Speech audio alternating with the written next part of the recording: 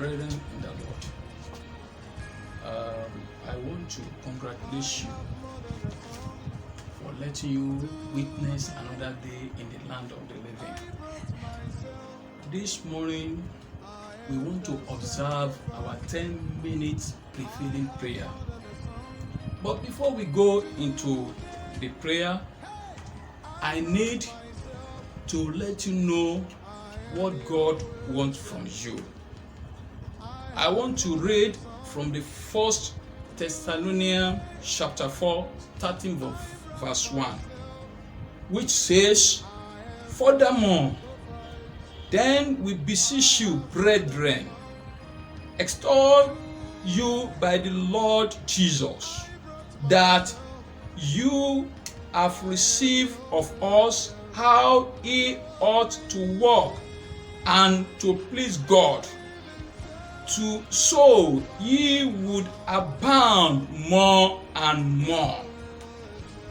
When you look at that verse critically, you will see that there is a particular portion in that verse which says we ought to walk with God and to please God. I emphasize it. To walk with God and to please God. Whom are you walking with? If you are always walking without your friend, without your sinful friend, if you are walking with the world, there is no way you can make heaven. And there is no way the grace of God shall abound upon your life.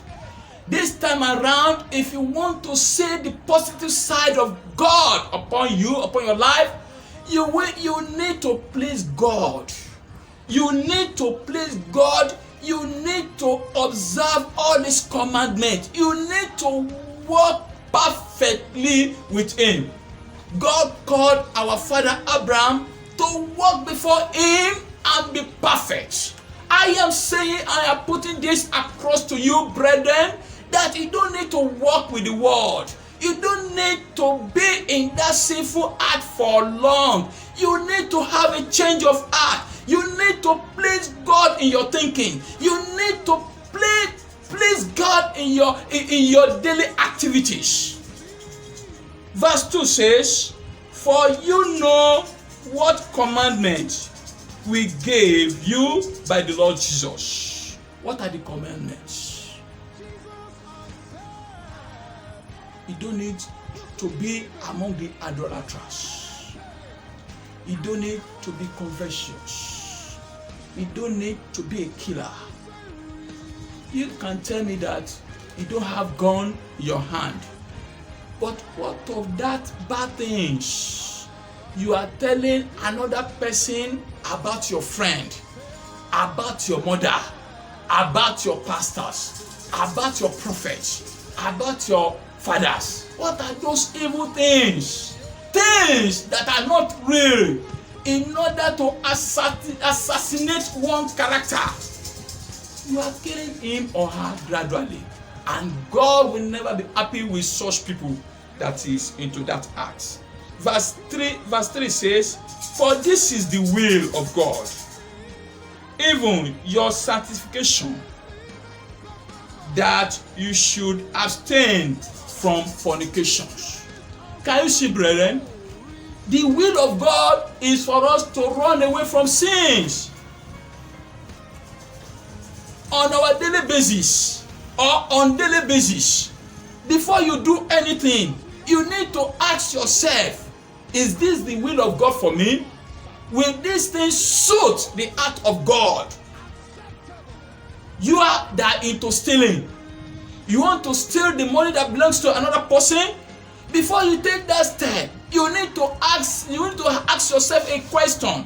Is this the will of God? If you do this thing, can God be happy with you? And at the end of that verse, that we should abstain from fornication. You that harlots outside there, you that single mothers outside there, You that men that are going about deceiving ladies, don't worry, I love you when you are into lust. The word of God comes to you right now that you should abstain from fornication.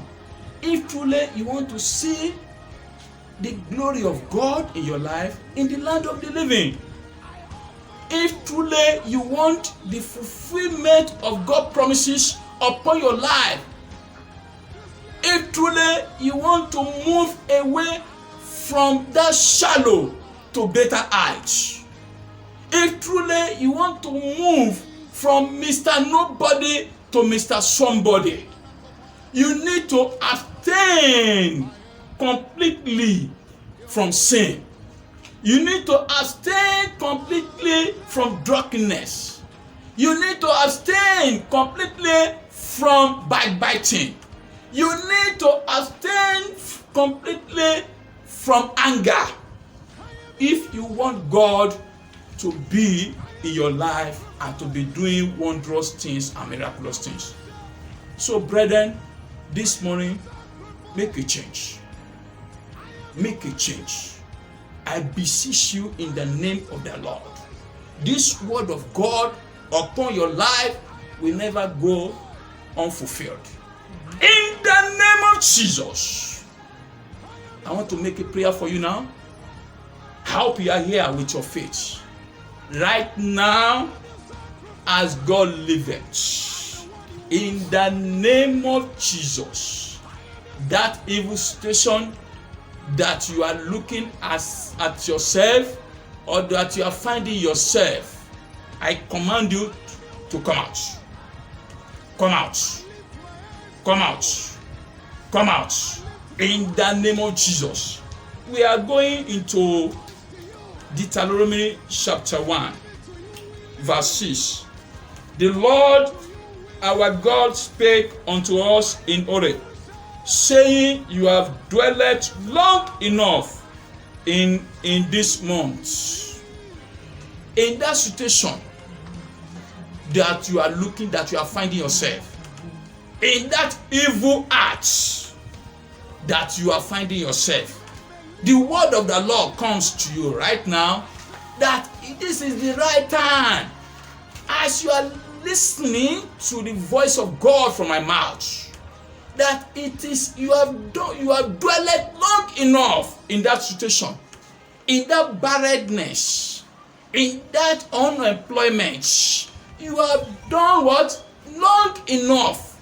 I pray that mighty hand of God will locate you, will bring you out. Come out from that shameful situation, from that shameful condition. In the name of Jesus, come out by fire. Let a new testimony begin to arrive now. Let the new testimony begin to abound in your life. Let the new testimonies that you have become a new creature, that you have secured a good job, that you are more glorious than before. Let it abound in your mouth. In the name of Jesus, right now, I command new miracles, new beginning into your life. Receive it, receive it, receive it, receive it, receive it, receive it, receive it, receive it, receive your miracle, receive your upliftment. Wherever the wicked ones might have tied you, I lose you. By the name above every other name, by the name of Jesus, I lose you. Be loosed, be loosed, be loosed, be loosed. That stagnated position, I command you to come out. Move forward. Move forward. As God liveth, move forward. You will not be stagnated again. You will continue to be basking in the glory of the Lord. And so shall it be. In Jesus' mighty name we have prayed. This 10-minute prevailing prayer will have good impact in your life. In the name of Jesus, you will come back with full testimony that God has done it for you. And so shall it be. And so shall it be. And so shall it be. In Jesus' wonderful name we have. My name is Pastor Akinyele Akiyemi from the Light of God International Ministry. Thank you.